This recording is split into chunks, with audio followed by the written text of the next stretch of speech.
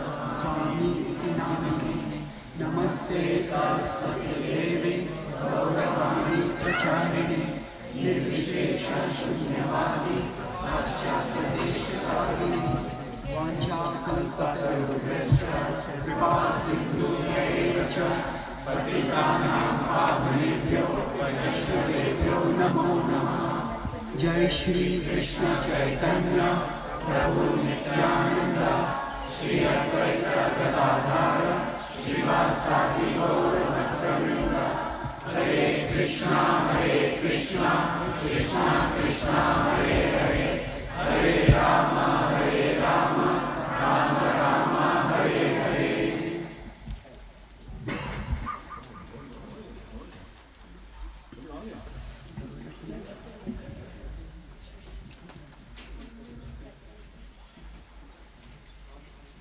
Hare Krishna. Hare Krishna. Is on? Yes. Am I audible behind? Thank you. So I'm grateful to be here amongst all of you today.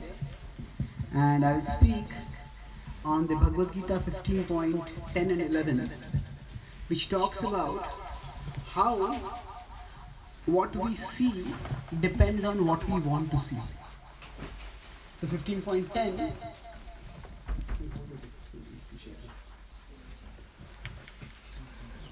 So 15.10 is, Krishna says, Utkramantam sthitam vapi bhunjanam va gunanvitam vimudha nana pashyanti jnana chakshushaha. And he says that how the soul lives within the body, how the soul is dragged by the modes of material nature, and how the soul leaves the body to go into another body, all this cannot be seen by people in general, especially people who are deluded. But this can be seen with the eyes of knowledge. Jnana chakshushaha. And the next verse he says in 15.11, Yatanto yoginaschainam pashyantya atmanyavasthitam yatanto apyakratatmano nainam pashyantya chetasaha. So, now can anyone acquire this knowledge, this jnana chakshu for seeing? He says it's just not just a matter of knowledge. Yatanto yoginaschainam. The yogis can see when pashyante atmanya avasthitam, when they are situated at a spiritual level, and they are situated in spiritual consciousness. And yatanto apyakratatmano. But if they are not situated in spiritual consciousness, better now? Audible or no? Okay. Yatanto apyakratatmano. But if they have not practiced spiritual life, if they are not striving to situate themselves on the spiritual platform, nainam pashyanti achetasaha. It's audible now? Is there volume control or something? Nainam pashyanti achetasaha. With the consciousness misdirected,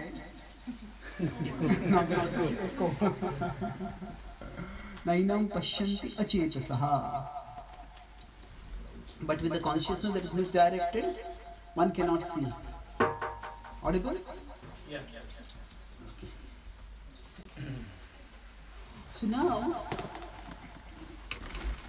I'll talk about how, at three parts I'll talk this class, how our vision is shaped by our knowledge, then how our vision is shaped by our desires, and how our vision is shaped by our commitment or by our intelligence or determination. So normally we see with our eyes, and many people say seeing is believing.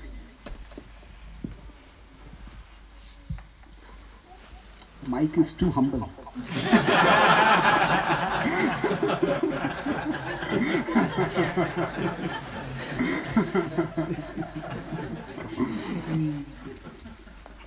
So normally we think that we see with our eyes, which is true that if our eyes are closed we will not be able to see things. But at the same time, some people who say seeing is believing. Actually that is,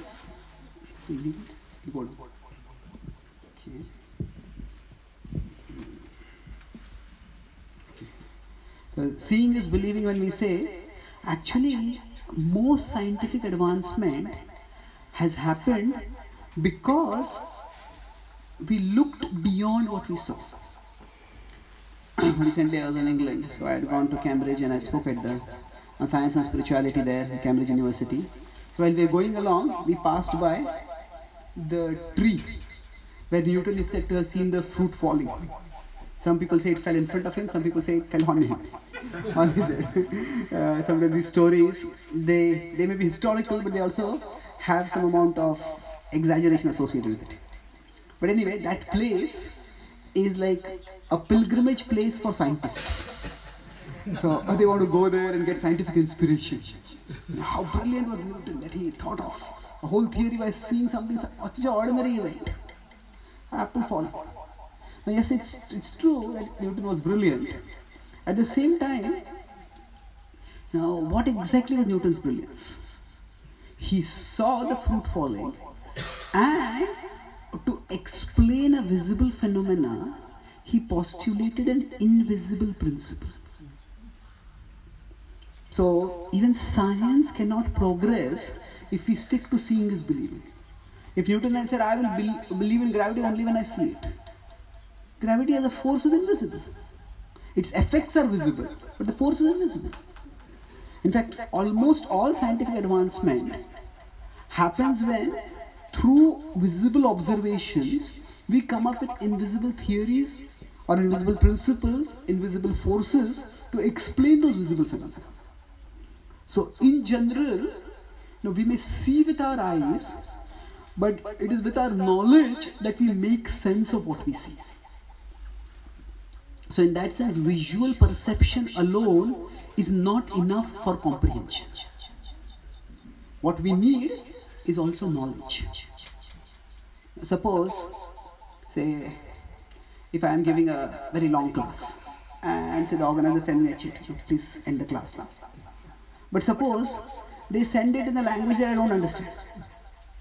And I look at the chit, but it will just be scrolls for me.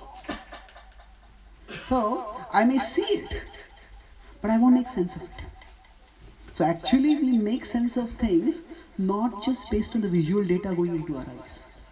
Suppose there is a person who lives in a rural setting and the person doesn't know anything about stock market.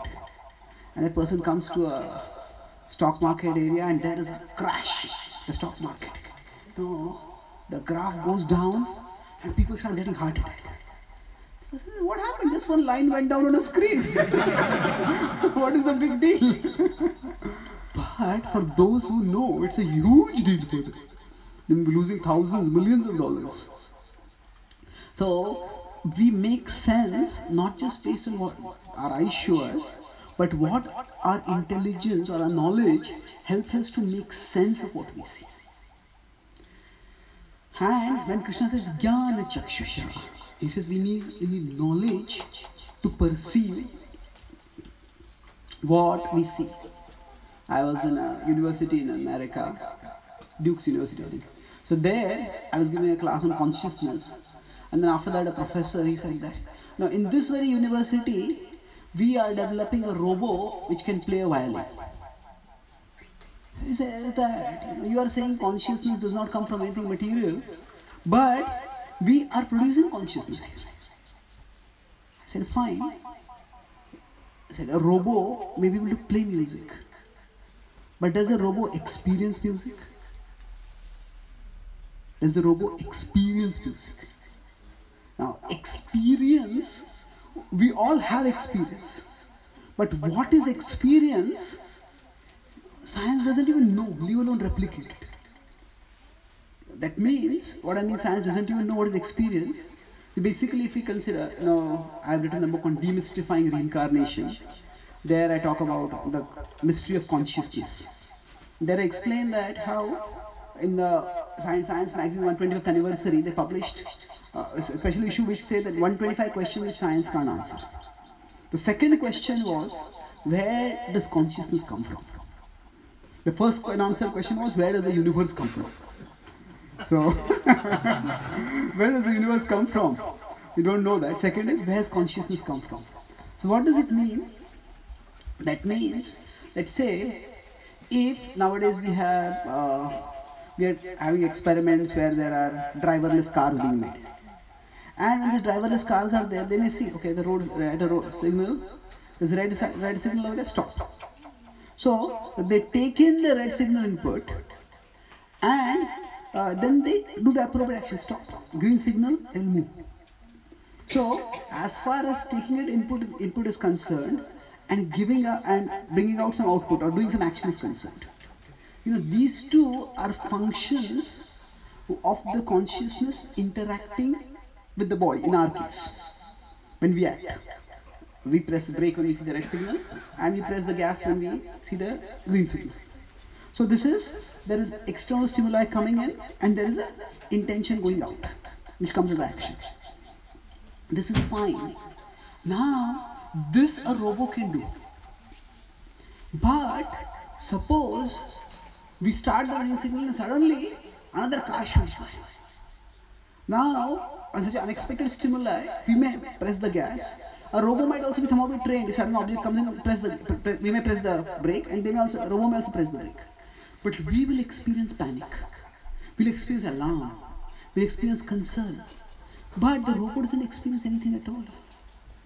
Now, for mechanically repetitive functions, if that is all that we are meant to do, actually robots can not only do that, but robots can do it better than humans.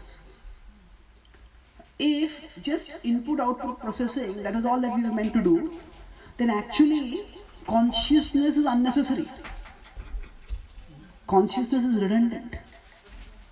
But consciousness is what makes life worth living. It is consciousness by which we experience emotions, by which we experience joy. So when we observe a living being, when we observe someone, we can look at their body, we can look at their face, we can look at their expressions. But we know beyond it all, there are some emotions. And beyond these emotions is consciousness. So we have to look with the eyes of knowledge to see that, okay, whatever is happening in the brain, certain cells are firing, all that is fine.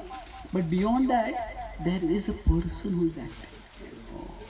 Einstein is attributed to, I said humorously, he said, gravity can explain the falling of objects, but it cannot explain people's falling in love. So there are other factors involved. So when we look at, I'll come to this point a little bit later once again, but my point is that just as in the material arena, I give the example of stock exchange and other examples where we need knowledge to make sense of what we see. So similarly, whether there is a soul or not in the body, where does consciousness come from? We need the eyes of knowledge to see. Without the eyes of knowledge, when a baby is newborn, the baby may open the eyes and the baby may even see the mother. But for the baby who is extremely newborn, just a few days old, the baby, all that he or she understands is there is this nice soft object from which some nice soft liquid comes. It drinks. It doesn't even know there is a person over there. Only as the baby starts growing, he starts understanding, oh, this is a person, this is my mother, and she loves me. So, although the baby may be seeing the mother before, it doesn't make sense of it. There has to be a certain level of development of the brain by which you can perceive what is happening. And it makes sense. This is a person, this is a mother. So the first thing that shapes our vision is our knowledge.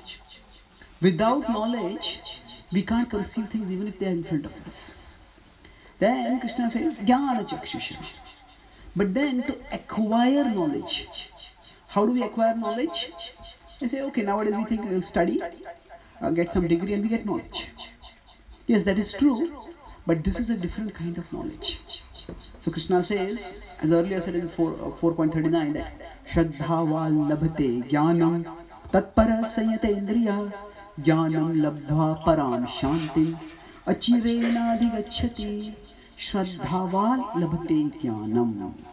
How do we get knowledge? Only those who have faith gain knowledge. Some people think that faith and knowledge, especially science, they are opposites. No, we are scientific, we believe in facts. We don't believe in religion, which is all based on faith. Actually, science itself is fundamentally based on faith. What is the faith? Actually, there are multiple levels of faith. But first of all, science has to have the faith that the world which is out there, we get a reliable picture of it with our eyes. But more importantly, science has the faith that the world out there has some rational order to it. When scientists, when Newton observed a fruit falling and asked, why did this fruit fall? Or what made this fruit fall? Now, why did he ask this question? That question was based on the assumption that things don't happen by chance. That there is some order in nature because of which things happen. And I want to find out that order.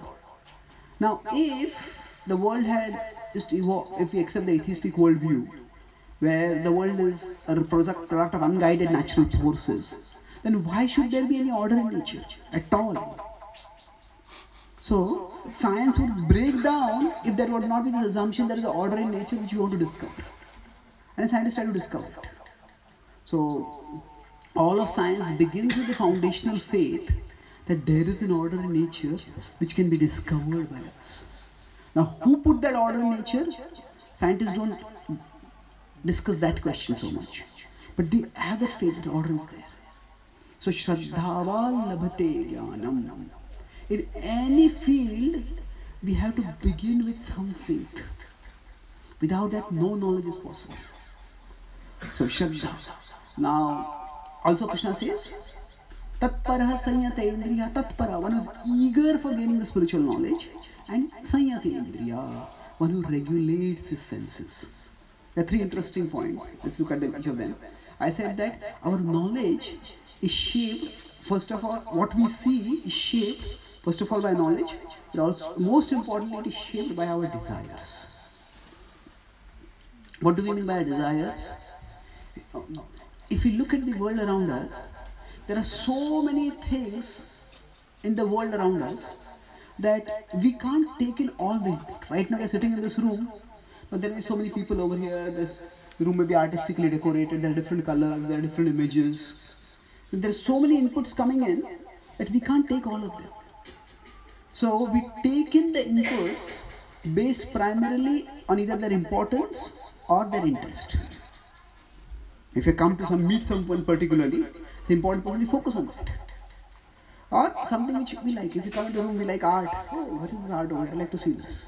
Our interest goes over there. So our vision is shaped by our desires. When suppose somebody is very hungry, they may come to a beautiful house, but the first thing is, where is some food? I want some food. Somebody is, say, an alcoholic. They will go to a place, first thing, is this a bar? Are there some drink over here? Everything else over there, they just don't see it at that time. Because the desires cause the vision to go in a particular way.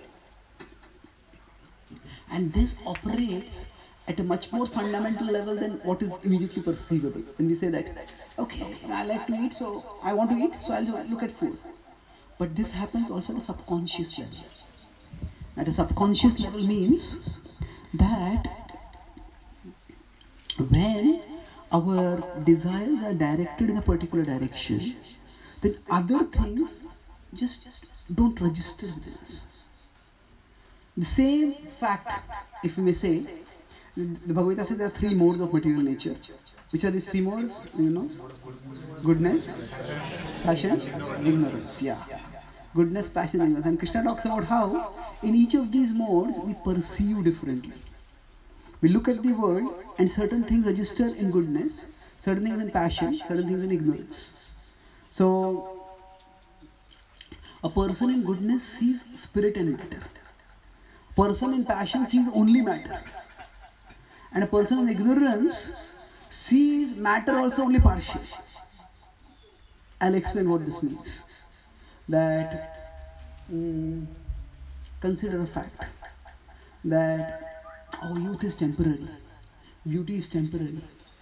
We're all going to grow old, we're going to lose our youth, lose our beauty, and then we're going to die. Now this is a fact. Now those in goodness, oh, youth is temporary. Therefore, I should use it for some constructive purpose. Is there anything higher to life? There is some spiritual dimension, I must explore it. Let me understand it. Let me become serious about my spirituality. Youth is temporary, life is temporary. That stimulus, what it causes is, it makes one serious about spirituality. But for a person in the mode of passion, youth is temporary, life is temporary. Therefore, enjoy before you die. Enjoy before you die. So, I was in Kolkata, I saw an advertisement near the airport. Enjoy before you become a dirty old man. Now, their idea is this is the only enjoyment that is there. So the fact is the same. But the fact leads to very drastically different perceptions.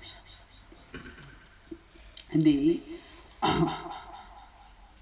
Rama, in the Mahabharata, when Duryodhana sees Krishna, and Krishna exhibits the Vishvarupa, it's a majestic, splendorous, awesome form that he shows. He towers above everyone else. The flame is coming out from his eyes, the Pandavas appear on his shoulder, the Devatas appear around him, and storms start outside, and everybody is thunderstruck. And people can't even see what he's doing. Some of them, those that come to attack, just swoon over there.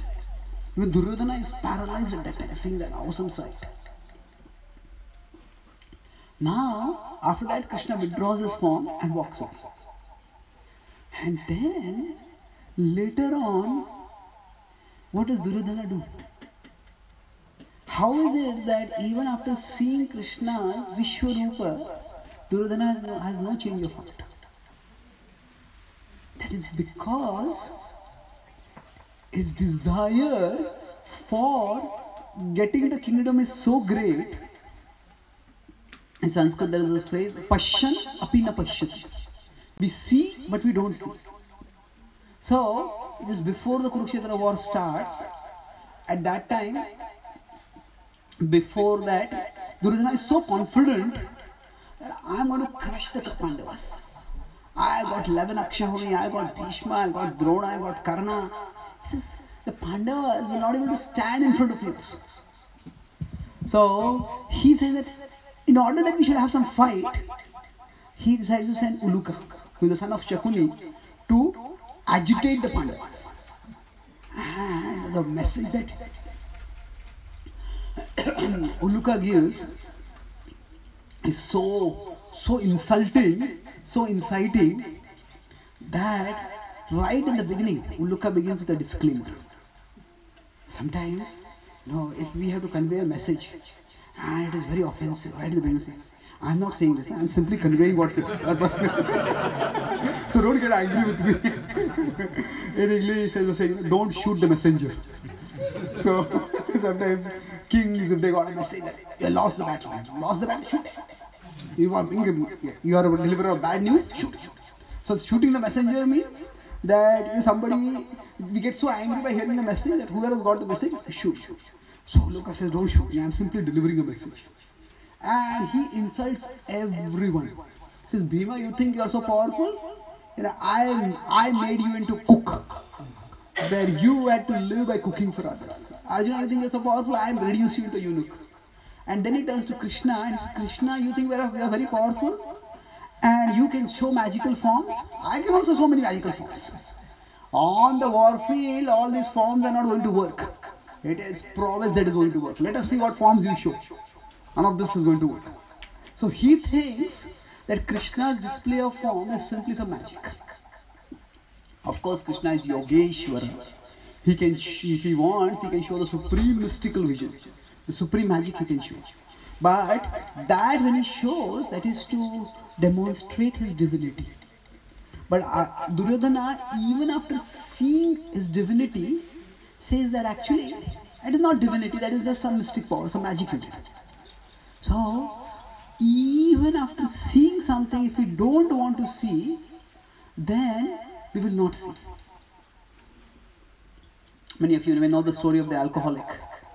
There's an anti-alcoholic campaigner and he used to give talks about how dangerous alcohol is. But then he found that people would just hear and go. So he decided, I'll do a demonstration. And he gave a fiery speech, and in the middle of that, he took out a glass of alcohol, and then he took out a box from his pocket. And in that box, this transparent, he could see there's a small fly, a small insect kind of thing in that box.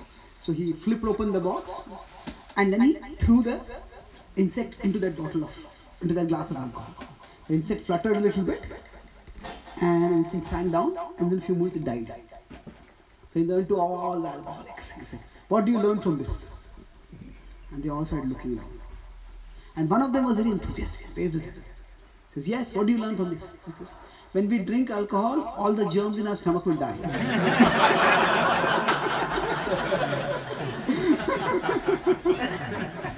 So, if our desires are directed in a particular way, then that is what we will see. No matter how overwhelming the other evidence may be. So that's why Krishna says over here, Tatparaha Sanyate Indriyaha. In 40 he says, Tatparaha, what is our desire that will determine how we see. And Sanyate Indriyaha is the last point. Now we may say, I have certain knowledge, but I have certain desires. Right now, our conflict is what is talked about in the Mahabharata. That Janami Dharmam Nachame Pravrutti. Janami Adharmam Nachame Nivrutti. I know what is Dharma, but I don't feel like doing it. I know what is Adharma, but I feel like doing it. So, our knowledge and our feelings don't match. We don't feel like doing the things which we know are important. That can vary from everything. As students, we may not feel like studying, although we know it's important. And as professionals, it's not that every day we feel eager to go and do our work. We may have a home, but we don't feel every day like taking care of our home. When we are practicing spiritual life, it's not that we feel every day like chanting or practicing spiritual life. So, our feelings and our knowledge of our importance, what is important, that doesn't go together. So broadly speaking, that we could say our feelings come from our mind and our knowledge is associated with our intelligence. So now, when the intelligence and the mind, they go off in different directions, then what do we do? That is the last part which I'll conclude this talk, that our vision is firstly determined by our knowledge, our vision is determined by our desires, but our vision is also determined by our commitment. By our commitment means what is important for us. If we commit ourselves to something, then that is what we focus on. So for example, say if a student is studying for an exam, and the exam is just 2-3 hours away, and then suddenly, maybe you're studying on a computer, Suddenly you get a notice. Your friend has uploaded a new profile photo on Facebook. Or this is happening, that is happening. Now, at that time, when the exam only 2-3 hours away, later. If the exam were 2-3 months away, let me see it, I can study afterwards. So here what has happened, actually, although we can see our book and we can see this notice, both are there. Seeing this as well as this. But our commitment, our determination ensures that we focus on that which is important. And then as we connect with that, then we experience the benefit of focusing on that which is important. And when you focus that way, then the result is that gradually our priorities, our emotions themselves change. So this last principle is important for the practice of our spiritual life. All of us have, after coming for some time, for some programs, we get the knowledge. And we also understand the principle that we have some desires which are anti-devotional, some desires which are devotional. So what do we need to do is, we need to somehow create a sense of commitment. That, yes, this is, by my desires, this is what I will see. Oh, this is here, this is here, this is there. And knowledge, I know this is important. So when our intelligence directs our vision in one direction, our mind directs our vision in another direction. The mind is driven by feelings. Intelligence is driven by knowledge. So then, at that time, what do we focus on? That is a matter of our commitment. So if we are committed, then we'll focus on that which the intelligence is showing us. If we are not committed, then we'll let whatever the mind shows us, we'll get carried away by that. And actually, here, the principle of our conscious choice comes in. The Prabhupada, he would say that when he came to America, he said, I can see temples, they're filled with devotees. It's only time that is separating me from them. Now Prabhupada could have seen his immediate reality. So, oh, this problem, that problem. Nobody is taking it seriously. Prabhupada tried for 30-40 years to share Krishna Bhakti in India. And people were not serious. He came to America. When he went to America, there also, he faced so many obstacles. First, his typewriter was stolen. Then the person with whom he was staying did not allow him to speak. He said, you can sing, but not speak. Because that person's philosophy was different from what Prabhupada was teaching. And then he went to another place, the Lower East Side. The person was going to become his first disciple.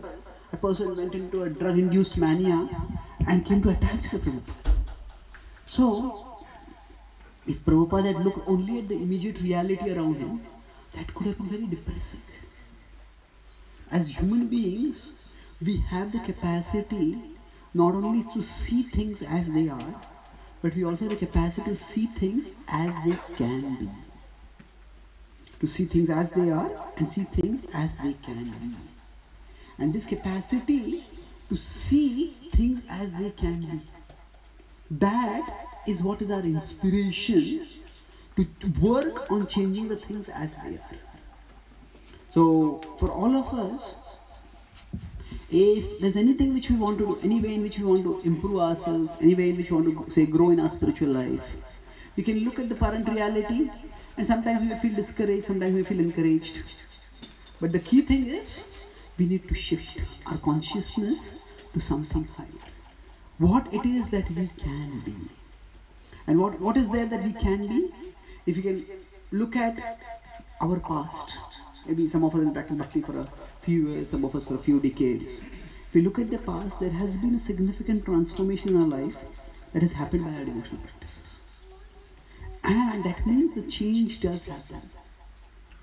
When we are in the mode of passion, we want to see change very quickly. So it's like a mother tells a child, you take this milk and you'll grow strong. And the mother the child drinks a glass of milk and then wants to take, become strong. It doesn't work like that. It's gradual, but it happens. So similarly, for us when we practice bhakti, every day that we are practicing bhakti, a change is happening. It's a gradual change, but it's happening. The process of bhakti is evolutionary. But the product of bhakti is revolutionary. It's revolutionary. Completely as we keep practicing bhakti, through the daily incremental practice, eventually our heart will change. We will become attracted to Krishna. I was in America, in Salt Lake City. Salt Lake City is in Utah, and Utah is a prominently Mormon state. So Mormons they're considered a heterodox branch of Christianity. They're becoming a little more accepted mainstream. But anyway, many Christians have a strong antipathy to deity worship, because in all these religions there is no explicit description of the form of God. So they think if there is any depiction of God, that is a concoction. And they have a tradition that you should not worship any concocted form of God. So they think the form is concocted and they cannot be accepted. So I met one devotee over there when I gone there. So he said first he was actually a Christian preacher. As a Christian preacher, he was given a Bhagavad Gita by a devotee on the streets. And he took the Bhagavad Gita and said, it's good, I'll read this and I'll refute it. And when I teach class in the Bible, I will teach how to refute the Bhagavad Gita. But then he started reading the Bhagavad Gita, just couldn't make any sense of it. You know, he said all the names themselves in the first chapter were tongue twisters. Then he started Googling to find out, where can I find out more about the Bhagavad Gita? Then he came across, I have a website in the Bhagavad Gita called Gita Daily, where I write daily one article, a spot 300 word reflection on the Gita. So he found that and started reading that. And he said that's how he had read on my website about my program, that's how he had come to meet me. So he said, after I started reading of Gita, he said, 90% of what you say, I fully agree with it. So then he said, let me investigate these people. So he came to a temple. First time when he came to a temple, he saw the deities. The first thought that came in his mind is, these should be destroyed. Because that's their tradition, down with all kind of idolatry. But then, as he started coming to the temple, he read Prabhupada's books, he heard devotees' talks. He had a issue of, he was a Christian preacher. Christianity doesn't have many regulative principles. So he used to smoke a lot. And so that had caused him a lot of lung issues, and his doctor had told him to stop smoking. So he had not been able to give up smoking for a long time. Then he came to the temple, he went to visit a few ISKCON temples, then he saw that devotees always have this bag with them. What do you do with this? He said, we chant the mantra. He said, how long do you chant? He said, 2 hours we chant. Really, 2 hours? When you just sit and mutter the mantra. He says, what do you do? So he decided that, let me experiment. So as an experiment, he decided for 1 month, I will chant 16 rounds. So he got a bead bag and started chanting. And along with that also, he was struggling to give up smoking. So on the 5th day of his chanting, 16 rounds, he just lost the desire to smoke. Now at that time, he didn't correlate it. He thought, maybe my willpower has increased, I just given up the desire. He didn't correlate because of chanting. He chanted for 1 month, and chanting itself, he did not feel okay. He used to get bored, 2 hours sitting, uttering the same mantra. Chanting itself, he did not feel very, very special about it. After 1 month, he gave up chanting. And then, within 2-3 days, again his desire to smoke started overpowering. He said, hey, what is this? I thought I had developed willpower, how will I lose my willpower now? Then, as this was going on, he was thinking, he wanted to give it up because it was a health issue for him. And then he started thinking, is it that, how did I have willpower and suddenly lose the willpower? And was it because of this mantra that I was chanting? And then he started chanting again for 1 week, and for that 1 week he had no more desire to smoke. So he said, hey, this is amazing. Is this mantra so powerful? So he did not really, by chanting, it was not that he felt anything special, but he experienced the effect. So now, he talked with various devotees, he talked with me also. So he said, when I had met him about a year ago, he said that I'm at crossroads now. I'm a Christian preacher, but I am personally practicing and meditating from the practice of Krishna consciousness. So what should I do? So he talked with various devotees, and now he has decided that he will continue externally as a Christian preacher, and internally he will be a devotee. So why is that? He said that if he felt, he's a lot of influential position in Christianity. He said that if he continues to be a Christian preacher, he can actually raise the consciousness. He said, I'm going to encourage Christians to become vegetarians. Okay, I'm going to explain thou shalt not kill, the way that Prabhupada explained, and encourage them to become vegetarians. He says, if I come out and tell them I have become a Hare Krishna devotee, then they will no longer consider me as authority. And then I will be able to preach to people who are directly connected with the Krishna consciousness movement. But I will lose whatever connection I have with them. So, why I told this story is that he now secretly practices Krishna Bhakti, and he has got his own small deities. And he travels with those deities, and when people ask him, because you can't hide it, something like that, so he doesn't call them his deities, he says, no, this is just my good luck charm.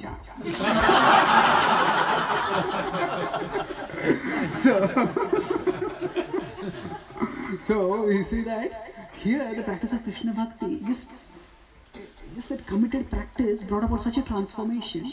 The same person who had an aversion for deity worship now has got a strong attraction for deity worship. Person who just committed himself to the practice of Krishna Bhakti, so there was the desire of smoking coming from the mind. I want to smoke. But then the intelligence still don't smoke. But just the intelligence saying don't smoke, that was not enough. It is the process of bhakti that transformed. When bhakti transforms us, then what happens? I just mentioned, I write an article in Gita every day. Just today I wrote an article. Act it till you achieve it. Act it means do the actions of devotion till we achieve the emotion of devotion. Sometimes you may go in front of the deities, sometimes you feel very good. Oh, Krishna is so attractive. And it's okay, what next? You may not feel. But if we keep doing the practice of bhakti, do the actions of bhakti, then that will transform us, and that will lead to the achievement of bhakti. That means the attraction to Krishna, the absorption of Krishna, the sublime satisfaction of connection with Krishna. All that will result by the steady practice of bhakti. So I'll summarize, and we can have some questions after that. I spoke about what all the factors that determine our vision. So I started by the three factors broadly I talked about. You remember what are the three factors? Knowledge, desire, yes, and commitment. So I talked about first how we don't just see with our eyes, we see with our knowledge, which makes us sense of what we see. Scientific knowledge progresses from visible phenomena to invisible principles that explain this phenomena. The falling fruit, gravity is the explanation for that. You see a line on a computer, that's a stock market crash. So whatever we see, it is our knowledge that helps us to see. Similarly, with respect to if we want to look at spiritual reality, then we might just see this, okay, this action is happening, this stimulus is coming and this response is coming. That's all we see at the external level. But we understand that the experience within. And experience doesn't come from matter. Experience has to come from something else. So similarly, for seeing spiritual reality, for seeing the Atma also, we need knowledge. Jnana chakshusha. However, knowledge alone is not enough. There are many times we know something is good, but still we don't feel like doing it. We know something is bad, but still we feel pulled to do it. Because our desires distort our vision. Now when somebody is an alcoholic, the desire for alcohol is so great that even if they see alcohol killing an insect, their vision will be misdirected. They say, oh, it will kill the germs within me. They won't think, it will not kill me, it will kill the germs within me. So, our desires direct our vision. Now, if I'm hungry, I'll just see food. Somebody is having a particular desire at a conscious level as well as a subconscious level. Subconscious level means the same fact of death, that we will die. Materialistic people will think that, oh, therefore let me enjoy before I die. Whereas spiritual people will say, let us become spiritual, because life is temporary. So now, what do we do if our desires and our knowledge, they are in variance, they pull us in different directions. Our feelings and our intelligence pull us in different directions. That is where last part, commitment, comes in. Commitment means we use our intelligence and internally envision, keep the goal in front of us. Now, we humans have the capacity not only to see things as they are, but also to see things as they can be.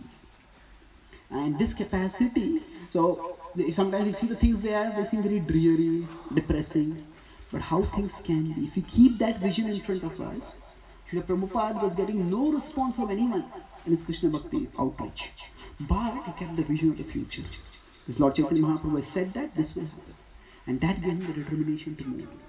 So for us, whatever is important in our life, we have to keep a vision of how I can be transformed, how committing to this, what change will come about. And when we keep that in our inner eye, when we keep that either in written form or in a visualized form in front of us, then we get the commitment to move forwards. And gradually by that, our inner world changes. I conclude with the story of this Christian preacher who was averse to deity worship but became attached to deity worship by the incremental process of bhakti. The process is evolutionary, but the result is revolutionary. So act it till you achieve it. Thank you very much. Hare Krishna. So are there any questions or comments? Yes, Anand. Hare Krishna, thank you for the class. I'm going to just sort of steal the part that you spoke about robots. I'm going to ask you a robot question. Sure. Because that wasn't a class. Sure. So recently I heard of a research paper where scientists were able to take memories from one mouse and put it into another mouse, and the second mouse was able to sort of, it's like he had a new memory that wasn't his, but it was implanted into him. So now we understand that, impressions are something that is a function of the mind. And you slowly, you start to find out that memories and stuff are stored in the brain. Then I feel like we sort of, what is the need to have the concept of the mind in the first place? But my question is, how do we reconcile the fact that Alzheimer's diseases and so on are able to affect memories, whereas we believe the mind is the Okay, that's a good question. So we see that diseases like Alzheimer's, they cause memory to go away, and also there's some experiment showed that if a memory, some brain cells were transferred from one mouse to another, the second mouse seemed to have got a different memory, a new memory. So our memory is stored in the mind, or if memories can be explained in terms of the brain, then what is the need for postulating anything higher? See, there is always anything that happens at the spiritual or the subtle level, it has to be expressed at the physical level through a physical tool. Because in the material world when we are functioning, a physical tool is required for expression. So right now I am speaking. So I may have a desire to speak, but if my throat becomes quiet, then the physical instrument is not working. And then, now it is not that the throat is the origin of the thought. The throat is the tool for the expression of the thought. But if the tool is not working, then that thought will not be able to be expressed. So for doing anything physical at the physical level, we need a physical tool. So just as the throat is a tool for speaking, the eyes are a tool for seeing, similarly the brain is also a tool. And the brain is a tool for cognitive processing. So it is a tool for thinking, correlating, analyzing, and acting. So remembering also is a part of it. Now, scientists have had different theories about how exactly memory is stored in the brain. So in the past, scientists had that idea that all the memories that we have, there is one neuron associated with it. Now each, if we have a computer model we have, sometimes, okay, this information is stored here, this information is stored here. Of course, for us conceptually, we say this is stored in C drive, this is stored in D drive, this is stored in E drive. But at a structural level, it's different. But still, we say this is stored in here in the memory, this is stored in the memory. And that's how it's stored. And sometimes the memory becomes full, and you can't put in any data. So like that, if you learn a lot, I feel my brain has become overloaded. I can't memorize anything. So that was their idea, that the memory is stored in the neurons. But then scientists have found that sometimes you take out parts of the brain. Now there is a brain surgery called as hemispherectomy, where sometimes because the person has some brain issues, they actually cut out one whole part of the brain. and still the person functions normally. So now, how does the brain function like that? The scientists said that maybe there is redundancy. The same memory is stored at different places. So even if one half of the brain goes off, from the other half of the brain, it can function. But then they found, now we have neural imaging techniques. Neural imaging techniques means that we can put the brain under a scanner, maybe inject some chemicals, and when we have a digital image of the brain. So when when people think certain things, then certain areas of the brain light up. Not physically light up, but in the digital images they light up. This is the part of the brain that is thinking. So this is quite a advanced technology.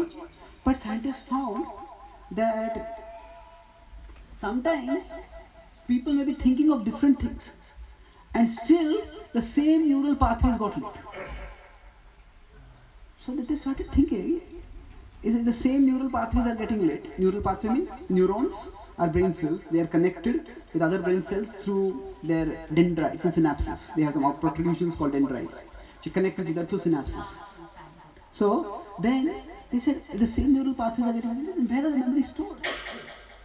So now, scientists' understanding currently is that actually memory is not stored in the neurons. They say it is stored in the pattern of connection between the neuronal cells. Now, how exactly connection can store memory?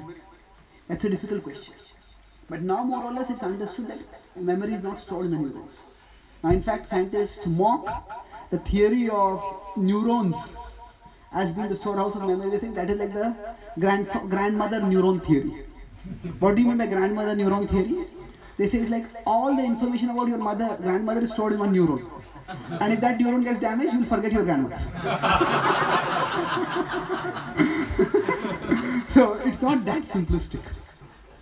So the point which I am making is that certainly there is some association between the brain and memory. But exactly how it physically maps out, that's a very complicated concept. And science doesn't know about it. But the brain is a tool for the physical processing of data. So just as if I had to do some complicated mathematics calculation, and if I have some chip or some app or some add-on to my computer which does that kind of processing, and that gets damaged, then I won't be able to do that processing. So I'll not be able to do that processing means not that I am impeded, a person, but rather the tool is impeded. So that brain damage causes altering of emotions, causes altering of cognitive capacities.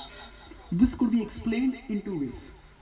One is that those cognitive capacities originate in the mind, originate in the brain. The second is those cognitive capacities are transmitted through the brain. So even if the brain is a transmitter, the brain is a user, then also the same thing would happen. If my software which does mathematical processing is damaged, I can't do the processing. But that doesn't mean I am damaged. So now among these two, which is more tenable? If you look at it, Dr. Wilder Penfield, he's a prominent neurosurgeon. He's considered the father of neurosurgery, a Canadian Nobel laureate. So when I was in Canada, Toronto, the university has given a talk, I spoke about Penfield, and then one of the students told me that we have a whole lab dedicated to Penfield here itself.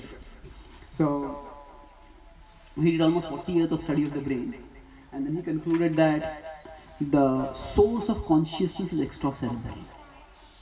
So memory as missing data. Yes, now from our philosophical perspective, we understand that impressions are stored at multiple places. The deepest impressions are stored in the mind. In the mind also there are different layers.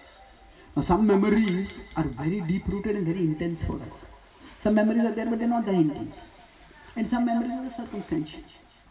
So generally speaking, operational memories, they are stored in the brain. When something has a deep impact on our consciousness, then that goes much deeper. That is what is stored in the mind. So the brain as a tool for memory is a perfectly It's a part of the physical machine that we have. And that's one of the reasons why when we die, and if we go to next life, we forget. Because the most of the memory is stored in the brain. Some impressions are stored in the mind, and therefore children when they're born, they all have certain inclinations. Even if they're twins, that is, they may be genetically identical, but they are not karmically identical. They have their moods, they have their individual personalities, and they act differently. So we could say the memories. So the capacity to remember and capacity to experience what is being remembered. What does it mean? All that capacity is consciousness. Without consciousness, suppose I get a message. Okay, there's a bomb that is going to explode in this room. I'll be alarmed. But the computer which displays the message, the computer is not going to be alarmed. Because the computer doesn't experience it.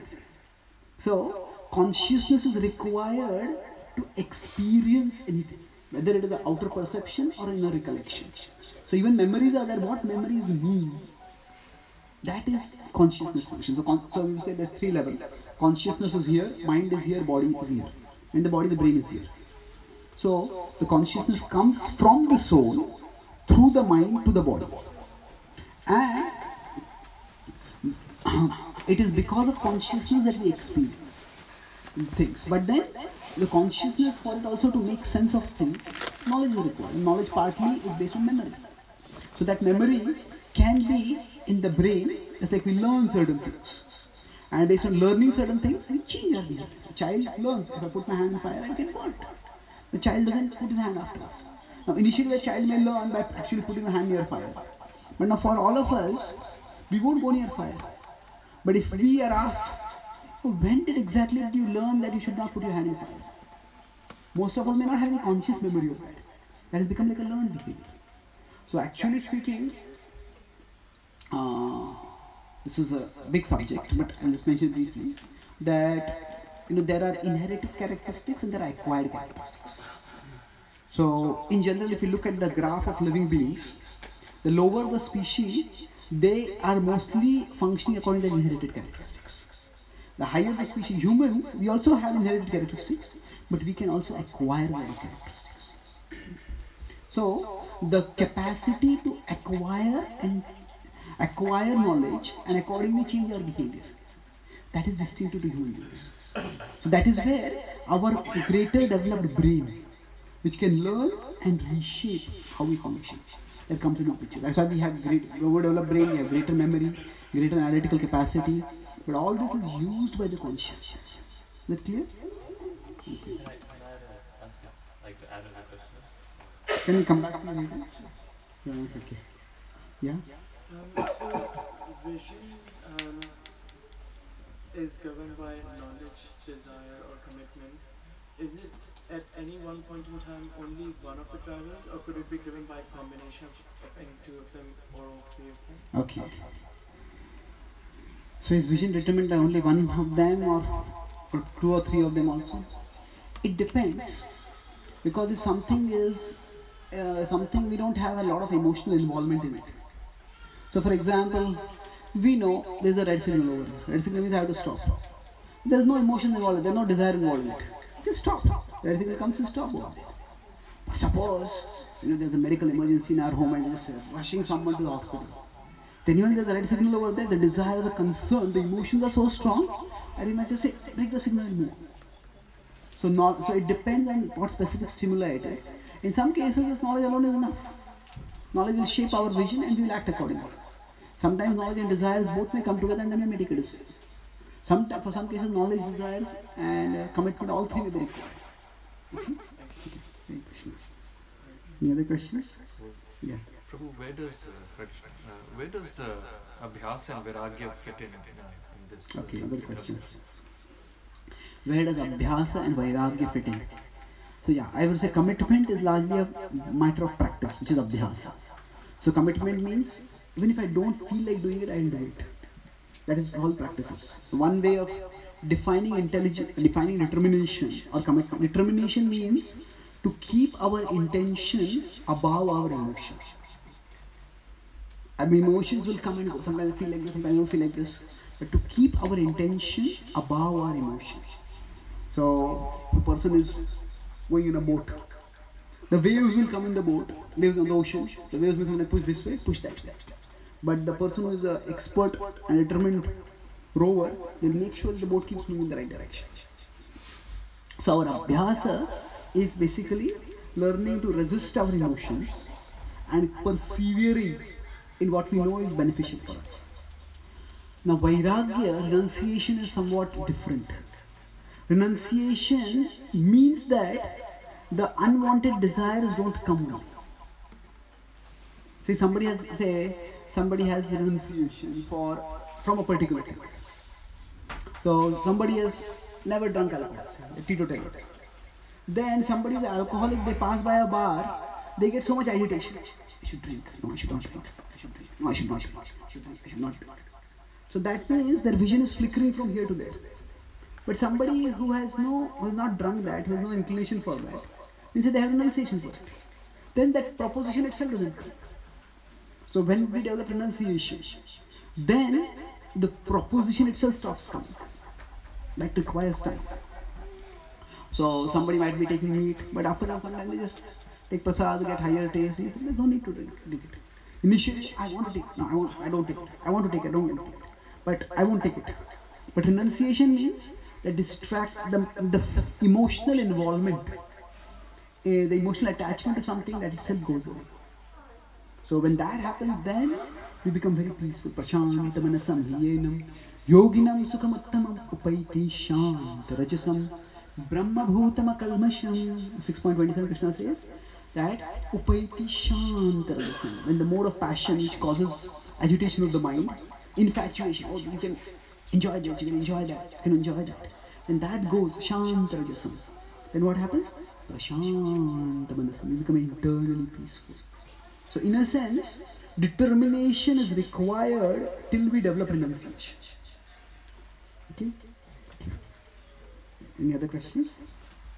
Yes, please. Prabhuji, which character is more powerful? Inheritance characters or acquired characters? Okay, good question. Which characteristics are more powerful, inherited or acquired? Actually, both play their roles. And in some areas, inherited characteristics may not change. So for example, the Bhagavad Gita talks about 4 Varanas: Brahman, Kshatriya, Vaishya and Shudra. And one of the teachings of the Bhagavad Gita is that Shreyan Swadharmo Viguna Paradharma Atmanishita. That is the same verse. There are only 2 verses in the Gita which Krishna repeats almost entirely twice. So one is this verse that you should act according to your nature. It comes in 3.35 and comes in 18.47. More or less the same. First is Shreyan Swadharmo Viguna Paradharma Atmanishita. Swadharme Nidhanam Shreya Paradharmo Bhayavaha.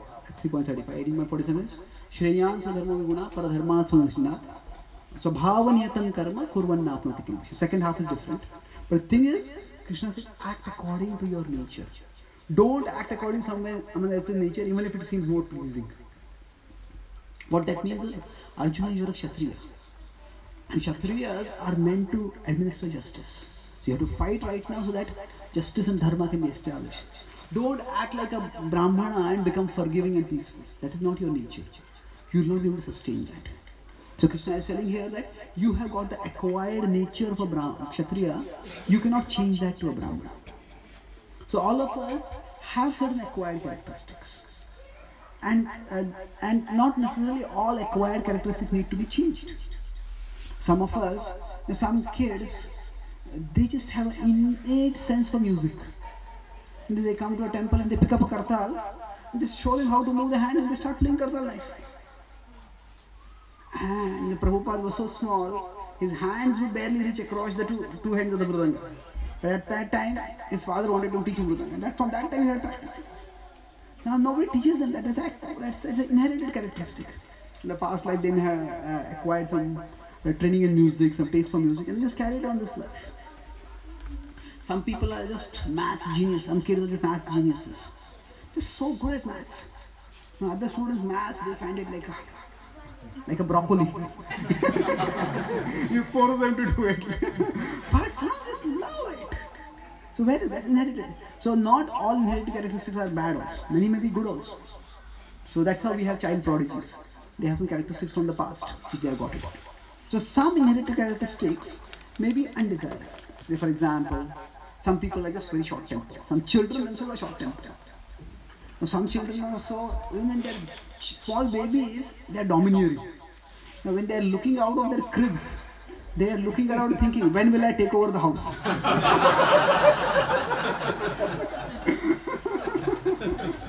When they start crying, when they start demanding, everybody has to submit to them. So, some inherited characteristics may be beneficial, some may not be beneficial. So basically, when we talk about Swabhava means broad orientation. Somebody has an intellectual orientation, somebody has a musical orientation. I was conversing, somebody could have a musical aversion. Just don't like music. So there are some major characteristics which is what we will have, and they can be worked on, but they cannot be changed drastically. But there are drives within us. In Sanskrit, the two words are vritti and vasana. Vritti refers to our broad inclinations. Vasana refers to our infatuations or passions. So lust, anger, greed, envy, pride, illusion, these are vasanas.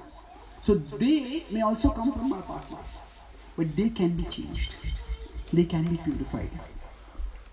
And acquired characteristics are concerned, as far as they are concerned, actually speaking, we all can learn and improve. But it is not that acquired characteristics can replace inherited characteristics. Now, anybody say can learn language. But some people are just brilliant at language. The way they play with words, the way they connect things. Some people are just born. Some people are really good at writing. All of us write, but some people are brilliant at writing. Some people just play music. Some people are brilliant.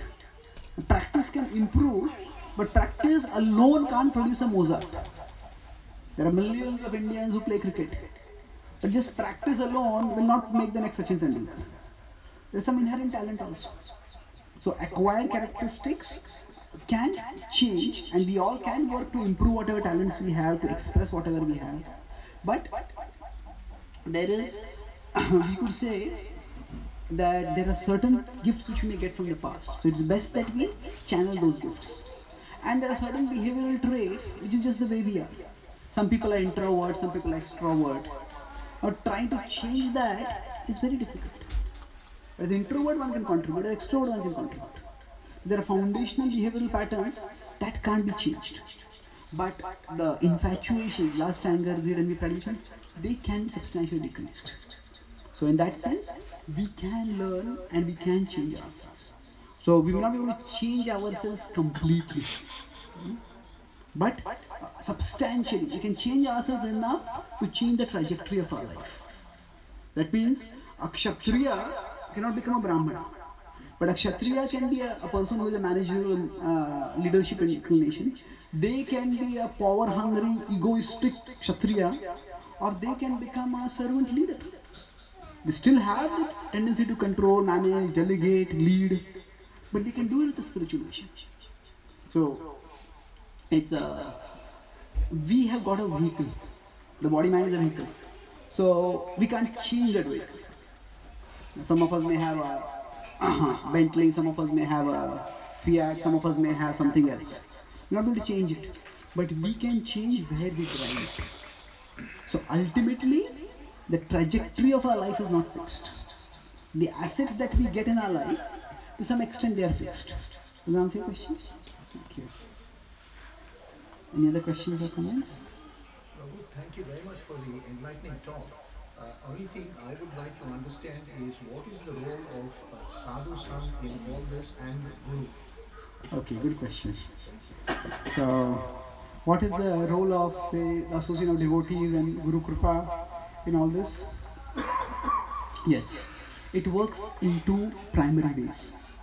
If we go in a little bit more fundamentally, our behavior is shaped by 5 broad factors.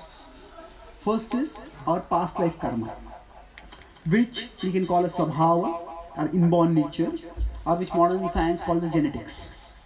Some people are genetically inclined. So some people are good at math, some people are good at robotics, some people are good at art.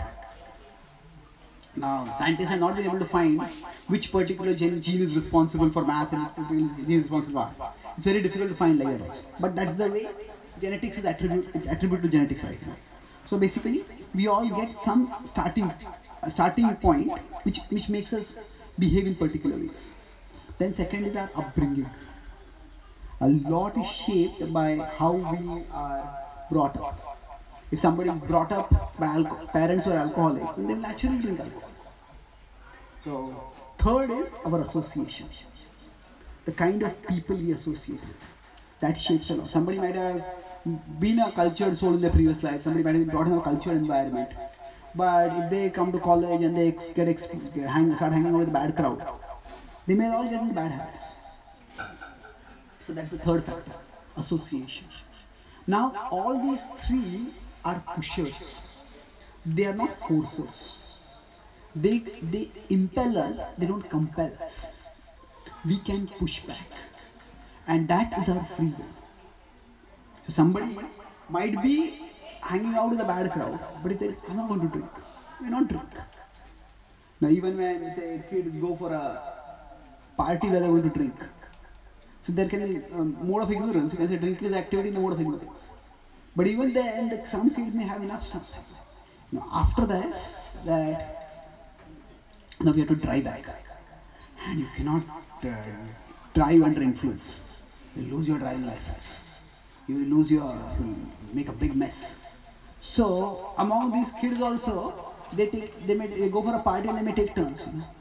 This is your turn for sobriety. Today, you make the sacrifice, you don't drink. In the next party, I will make the sacrifice. I will not drink. So they're drinking, but they have some amount of regulation there also. So we have free will. We are not just product of our past or even of our present.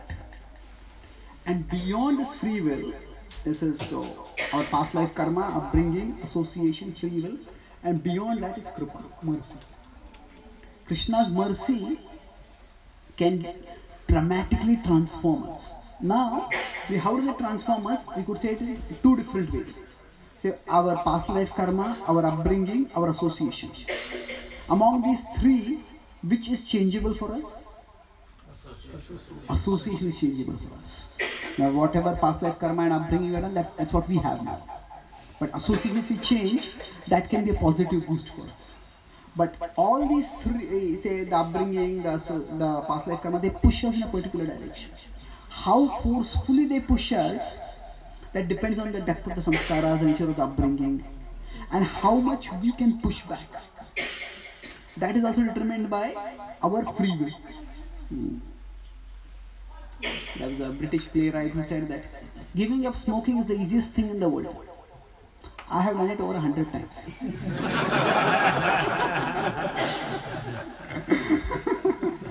So I give it up, but it doesn't give me up. It keeps coming back. So what that means is that there are these, from our conditionings, from our upbringing, impressions, whatever, there's a force which pushes us in a particular direction. And we want to push back in another direction. So when these two have to be done, so sometimes the force that pushes us in the wrong direction is too strong, and our capacity to push back is very weak. So by the association of devotees, what happens is, first of all, we get a positive influence in our life. And by the mercy of Krishna, coming through the Guru, coming through the Vaishnavas, coming through the process of bhakti, two things happen. One is, our capacity to push back increases.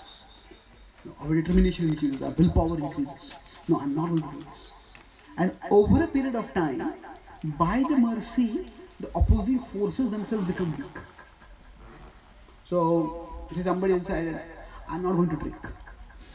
And that initially that conviction, no, I'm not going to drink. So that strengthened conviction itself is Krishna's mercy. But after some time, as they keep abstaining from drinking, after some time the desire itself will disappear.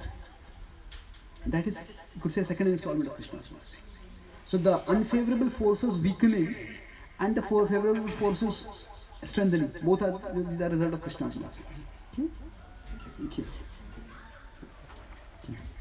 You have a question? Anybody else? We'll come back to you. Yeah. Last question, maybe. Just following on from the point before that, if you're able to apply memories into people's brains, Krishna says, that I am the one who gives knowledge, remembrance, forgetfulness. And it's almost as if you can override that and say, Okay, yeah. I can remember this without Krishna. So, if we can plant memories into people by, say, transplanting cells from one organism to another, then Krishna says, I am the giver of knowledge, remembrance and forgetfulness. So if Krishna is the giver of memory, is science overriding that? No, not necessarily. Actually, for whatever God does, most often there is a material mechanism. There is some material mechanism through which he does it. It is Krishna can intervene in supernatural ways also, but most often he acts through material mechanisms. That means the material explanation and the transcendental and the higher explanation, spiritual or higher explanation, whatever it is, they are not necessarily contradictory. They are complementary. Say a simple example to understand this. Say now suppose after this program we have Prasad. No, not suppose, Prasad is there.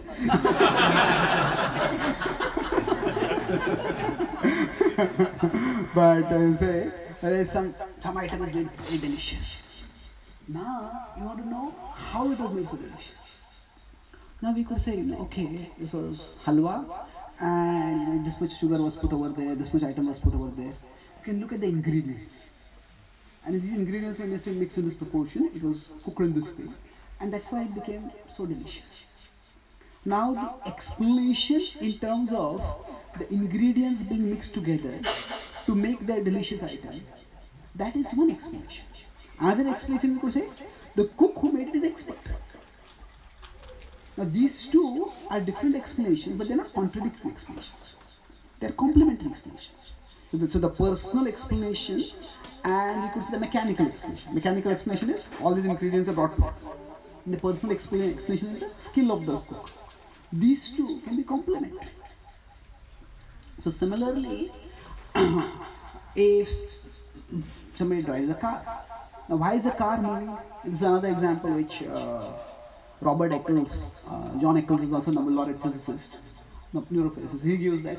You can look at consciousness from a bottom-up and top-down approach. So he says, suppose somebody is observing a house from outside, and they say, a car comes out of the garage. You observe the car, comes out of the garage, turns right, and then goes on the road and starts moving.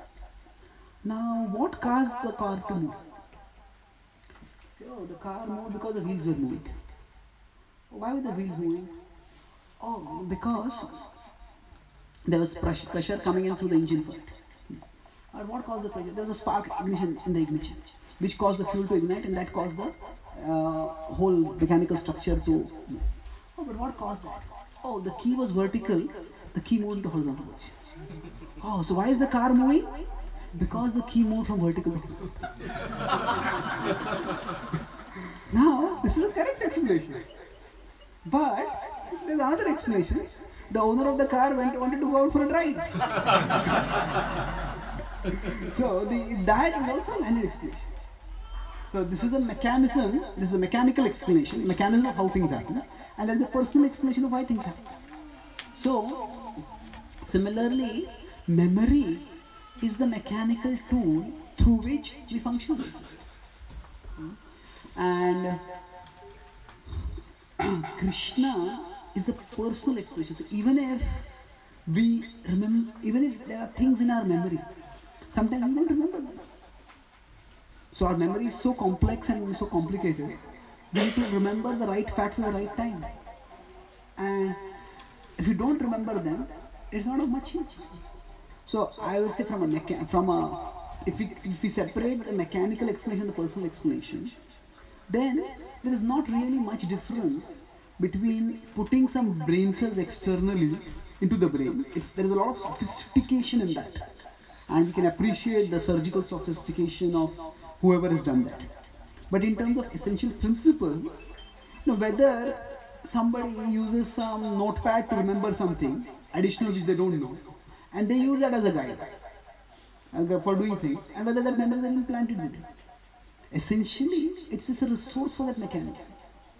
If somebody doesn't remember directions while driving very carefully, and they keep a map constantly with them, And suppose, hypothetically, now I would actually have to see the technicalities of the experiment to know what was actually done. Because sometimes what happens, there is science journals and there are science news. So science news is actually often driven by by sensationalism. So often they say, oh, cancer cured. Cancer cured. And then you go and look at the actual journal, they say that, we did this study and this study indicates that whereas in the past only 30% people would get cured by treatment, now it's 40% cured. 60% not cured. But the news will sensationalize. That's why generally when science news comes, if you're a little critical, you have to go back to the journals and look what the journals are saying. So even if hypothetically speaking it's possible, say some memories could be transmitted from person A to person B. How does that make it's a tool, it's just a resource. And that resource may shape certain things which we do. Say a person who is a very good English speaker, that person dies and that hypothetically I'm saying, their brain cells get transferred to somebody else and that person starts speaking English well. Well, that is a skill they could have acquired by training also externally. The essential person, the consciousness of the person, the source of the consciousness, that remains different. So that means there is the person, they said that the person's appearance is different from the person. Somebody can do plastic surgery and they can just look different. I think there is one person who has the Guinness Book of World Records for maximum plastic surgeries. And like 77 or something in plastic surgeries.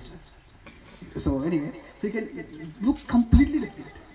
So similarly, actually our attitudes, our disposition, our talents, our intellectual skills, these are also not exactly who we are. We as conscious beings are separate from it. So those resources, those internal resources, because they are internal, we consider them much closer to the person, which is true. But that is not the person. It's like some people may even get amnesia and they lose their awareness of who they are. But still they remain the same, isn't it? Now, when people get amnesia and they have amnesia for a long time, and what happened, there was a devotee, I was in London, this devotee, he actually, there's one person who was getting out of the train, the long distance train, and he had kept a bag on top on the rack. And when he was taking the train shook and the bag fell on him. And he fell on him and he swooned for a couple of minutes. He came back to consciousness and he had a blackout, he forgot who it was. And then at that time there was a devotee who was distributing books. So the devotee asked him, do you know who you are? No. He said, no, I don't know. So this book will tell you. Then he took that book and he didn't know where to go, what to do. So then he just followed the devotee, came to the temple. And he started practicing bhakti. For 2 months he was practicing bhakti. And one day he was taking for the Sunday feast cooking, they had got a big bag of vegetables. He had got a vegetables bag, he took it out, it fell on his head. His memory came back. Where am I? What am I?